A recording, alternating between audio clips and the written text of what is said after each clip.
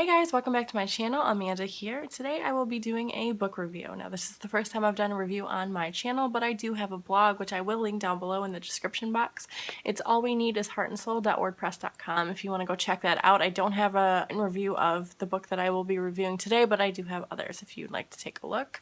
Also, sorry about the lighting. I do use natural light and it is raining here today, so, it's working against me. But I want to get into it. So the book I will be reviewing for you today is Furthermore by Tahara Mafi. This book follows a young girl named Alice, and she lives in the town of Farrenwood. Farrenwood is very whimsical, very magical, very colorful. And Alice is a little bit of an outcast because she is void of color. Everybody else is very colorful, but she just doesn't have any color of her own. And so she doesn't have a very good relationship with her mother. Her mother doesn't seem to care for her, and she just has no idea why.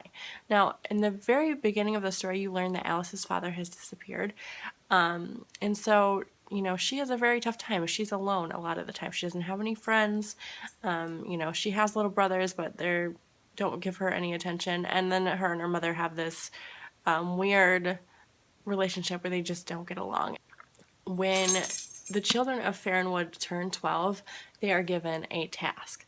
So instead of Alice going on and dealing with her own task, she actually runs into this boy named Oliver, who she absolutely hates, and he asks her to come along to help him with his task because he says it's very important to her. Now, he doesn't explain to her what this task is, and after some contemplating, she decides, fine, I will come and help you do this task. Now, it's just them going on this crazy adventure to complete Oliver's task, and it's very it's just very fairy tale-esque. It's very magical. I absolutely loved it. It did take me, the writing style took me a little while to get into, but once I did get into it, I was completely hooked. And the way it ends, I think that there will be a sequel, hopefully, fingers crossed, just to see, how things progress from there. But, this reminds me of Alice in Wonderland a lot. Like, there's different worlds within, because they travel to Furthermore to complete Oliver's tasks, and there's different towns within Furthermore, and each town is different and peculiar and unique all on its own, and there's different problems that they face in each town, and they have to use their wits and their magic to get themselves out of these predicaments that they end up in.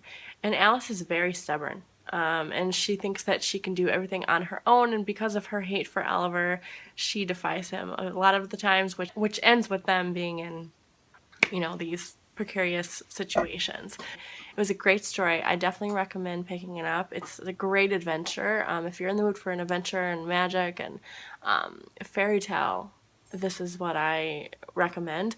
It is written in second person, I believe. The narrator speaks to you throughout the whole story. He's very funny, and I haven't read a book like that in a long time.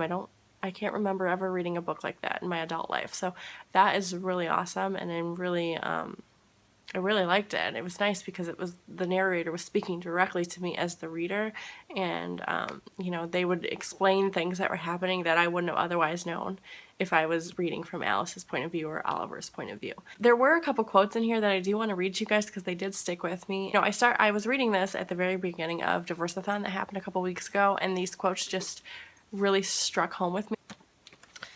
So Alice is having a conversation with her father. "Darling Alice," he said, reaching for her, "why must you look like the rest of us? Why do you have to be the one to change? Change the way we see. Don't change the way you are."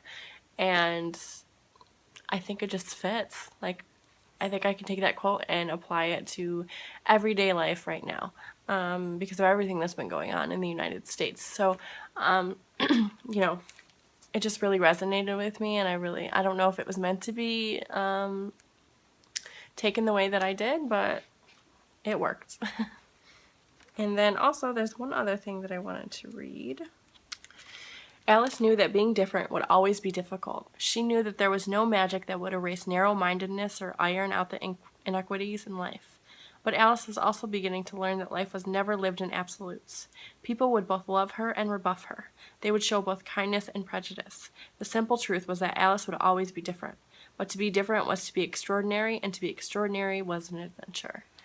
And again, I think that's very important that that was written. Like, those words have never been truer. I mean, this is middle grade, and I'm sure that there's, you know, children that are going to pick up this book and read it, and they're going to understand it, and they're going to be able to relate to it, because, you know, they may be an outcast. They may not have anyone, and they're trying to find their way and trying to figure out why, you know, people don't like them, or, you know, I don't know. I just think, like, the story was good, the writing was good, but there was things in there that I just think were absolutely amazing, and Tahara just has a way of writing things that I just loved it. I really loved it. I highly, highly recommend it, and you should definitely pick it up. So yeah, if you like this, give it a thumbs up, hit subscribe, and I will see you guys next time. Thanks for watching. Bye.